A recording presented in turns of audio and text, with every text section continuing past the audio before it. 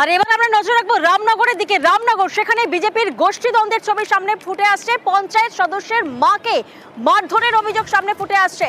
রামনগর থেকে আপনাদেরকে জানিয়ে রাখি, সেখানে বিজেপির গোষ্ঠীদ্বন্দ্ব, বিজেপির পঞ্চায়েত সদস্য ও তার মাকে মারধরের অভিযোগ। অভিযোগ কার বিরুদ্ধে? অভিযোগ বিজেপির পঞ্চায়েত প্রধান ও তার স্বামীর বিরুদ্ধে অভিযোগ উঠে আসছে। ঠিক কি অভিযোগ শোনাবো আপনাদের। পাল্টি অঞ্চলের যে সম্পিবেজ, ওনার মধ্যে এইসব ঘটনা ঘটছে। 10-12 জন এসে আমার উপরে এরকম আক্রমণ করায়। আমার উপর করতে করতে আমার মধ্যখানে যেহেতু বাঁচাতে আসার জন্য আমার মাকে এই অবস্থা করে। কার্তিক বাজার কিছু লোক ছিল, আমি প্রধানের বিরুদ্ধে কিছু ধরো যেসব কাজকর্ম ধরো আমাকে না জানি হচ্ছে, এইসব কাজকর্ম আমি জানানোর ধরুন আমার উপরে এটা প্রতিহিংসারই করছে। প্রতিনিধি পঙ্কজ এই মুহূর্তে আমাদের সঙ্গে রয়েছেন। পঙ্কজ, তোমার থেকে একবার জানার চেষ্টা করব, বিজেপির পঞ্চায়েত সদস্য তার মাকে মারধরের অভিযোগ সরাসরি বিজেপির পঞ্চায়েত প্রধান আর তার স্বামীর বিরুদ্ধে।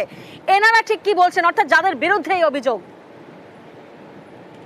যাদের বিরুদ্ধে অভিযোগ আসছে তারা যদিও এই অভিযোগ অস্বীকার করছে, কিন্তু বিজেপির পঞ্চায়েত সদস্য, যেখানে পালধি গ্রাম পঞ্চায়েত বিজেপি পরিচালিত এই পালধি গ্রাম পঞ্চায়েত, যেখানে প্রধান রয়েছে বিজেপি, সেখানে বিজেপি পরিচালিত গ্রাম পঞ্চায়েতের প্রধান এবং প্রধানের যে স্বামী, এই যে পালধি গ্রাম পঞ্চায়েতের বিজেপির পঞ্চায়েত সদস্য চৈতালি গিরি, তার উপরে আসলে মারধরের ঘটনা আসলে বলে যে প্রধানের কাজে প্রতিবাদ করেছিলেন। তিনি যেটা অভিযোগ করছেন যে বুথের কাজ হচ্ছে না, অথচ তিনি কিছু জানতে পারছে না। বুথে কাজ হচ্ছে, কোনো যে সদস্য রয়েছে তিনি তাকে জানতে পারছে না, সেই অভিযোগ যখন পার্টি প্রধানের বিরুদ্ধে, সেই ক্ষেত্রে কিন্তু তাকে বিভিন্ন ধরনের হুমকিও দেখাচ্ছিল, এমনটাই অভিযোগ করছে। এবং সেই নিয়ে কিন্তু তার বাড়িতে গিয়ে অপরকিত তার স্বামী এবং স্ত্রী গিয়ে মারধর করেছে বলে এমনটাই অভিযোগ করছে চৈতালি গিরি।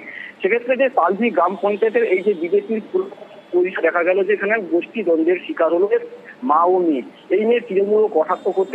রামনগর দুই মারধরের অভিযোগ অস্বীকার পঞ্চায়েত প্রধানের।